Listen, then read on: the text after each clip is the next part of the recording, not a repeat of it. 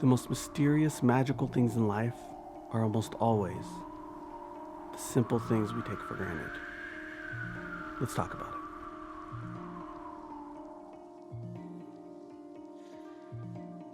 Hey guys, what's up? So I want to talk about simple things in magic. I want to start out by saying I'm not an amazing sleight of hand artist by any stretch of the imagination. So I think it's important that you take that context in. This is just what's working for me at this moment, getting the results I want, but everyone's different. People get into magic and they get into things like Royal Road to Card Magic, which is an amazing book. And if you learned everything in that book, you'd be an incredible magician. Then we get into more and more complicated techniques, as we should. But we shouldn't dismiss those simple techniques. Can you imagine a drummer or some musician saying, I don't play those riffs I learned when I was first starting out because they're the first things I learned. They're not good anymore. That's ridiculous. Of course you still play the same things. You tell the story that you're telling. The prevailing thought in magic goes something like this. The more complicated sleight of hand you learn, the better the magician you are. I don't actually think that's true. And in fact, sometimes I've seen it. These people aren't even magicians at all anymore. They just become sleight of hand artists. And if that's your goal, there's nothing wrong with that at all. Do it. Go for it. It's beautiful and it's awesome and it's fun. But I don't believe it's magic. Eugene Berger once told me, the goal shouldn't be for them to say, oh, you did something. I have no idea how you did that. I saw a little, but I don't know what that was. The goal should be for them to say, you didn't do anything. That's impossible. I want to be clear, that's my goal. And as long as you have your goal, then that's fine. Go with it. The most important thing is having a goal. If you have a goal, you're set. But I want to say this. Simple doesn't mean bad. Simple can sometimes mean minimal. I think it was John Wilson who said the goal is to slowly take out methods until there's no method at all. I'm not saying you have to go that far, I just think that's a beautiful thought. The other beautiful thing about having simple methods in your magic is that it frees you up to think about the presentation or the frame around your things. And if you want to learn more about frames, we have a video about that and you can check that up in the little cards that are floating around somewhere up there.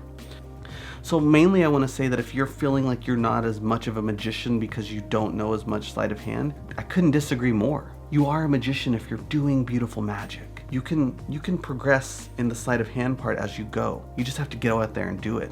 I barely know what I'm doing with YouTube. I wouldn't even say I know what I'm doing, but I just have to go out there and try every single time and you'll get better. So now that we talked about that, I want to go ahead and I want to show you guys a little bit of magic I'm doing, because the point of the magic isn't to do amazing sleight of hand or any sleight of hand. It's more to tell a story and use the techniques I've learned over time to help illustrate that story. The goal should always be for the techniques to be invisible. They're left with this impossible thing in the story.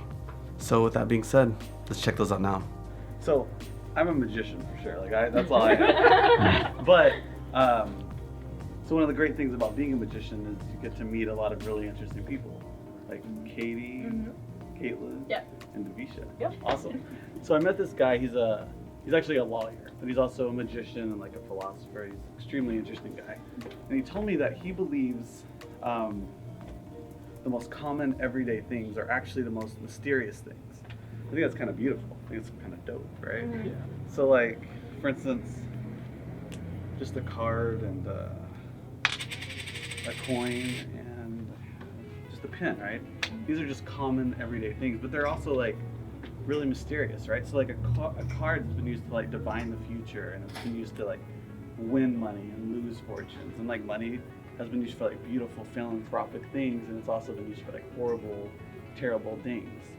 And again, the pin is like literally a magic wand. Like you write something and you can change someone's entire like perspective on life. And so like these are just common things, but they're like beautiful things. So I like that. And the same guy, besides like we were talking about this for hours, but he also asked me a question that I'm never gonna forget. He said, do you believe if your destiny is written before you're even born, that you can change it by the choices you make?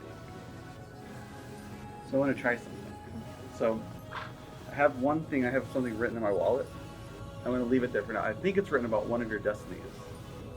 It's about your destiny. It's just perfect, yeah. Caitlin, right? Yeah. Caitlin. So we'll try this. And again, these are going to be all of your choices, okay? Okay. So choose carefully, right? But again, the question we're going to ask is, can we change our destiny by the choices we make? So let's find out.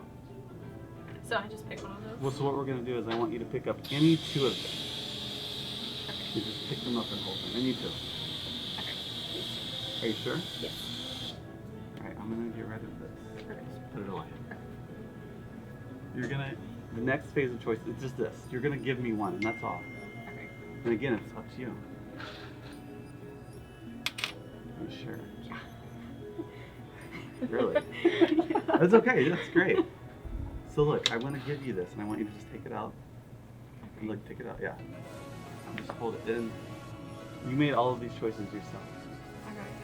Hopefully it doesn't match, right? That'd be great if it didn't match. So. Yeah, Okay. open it up. Okay. It's about your destiny. I don't know. And read it out loud. I will hold the pin, you will hold the coin. It is always the card that is put away. Wow. Okay. Guess that's destiny. Well. Thank you guys. Thank you guys. That's it. Yeah. Thanks. Cool. Yesterday was beautiful. It was outside. It felt amazing. I got to go explore in in our backyard woods with my kids and their cousins, and we got to pretend like we were explorers for a little bit. And that's kind of what made me think of this idea of the simple things are magic. We get so caught up in thinking that magic is magic, when really everything we're doing is so full of magic. And maybe it's just stopping for a second and realizing that this simple, silly thing, pretending to be explorers in the woods, is magic. So maybe, if I can wrap this up into anything, it's simple things are magic. Sometimes magicians just forget. Until next time, guys. See you later.